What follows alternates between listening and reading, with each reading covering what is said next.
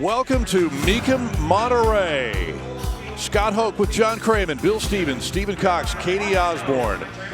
We left you yesterday with a $3 million plus Ferrari, and we begin tonight's coverage with a 1966 Ferrari 275 GTB 6C long nose, anticipating well in excess of $1 million, $2 million or more, JK, on a massively valuable and desirable car. One of the most anticipated cars of this incredible group, Scott. 3.3 liters of classic Colombo V-12 power. 5-speed manual transmission, impeccable condition. That's the original interior, by the way.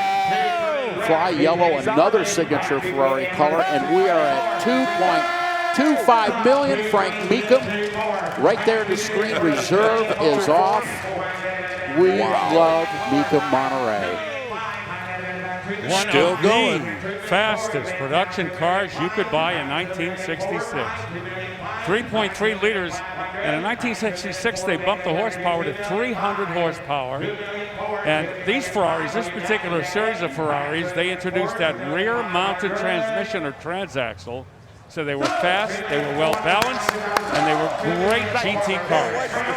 That's right. And this long nose gavels for $2.4 million. What a way to open a program here, Professor Craman.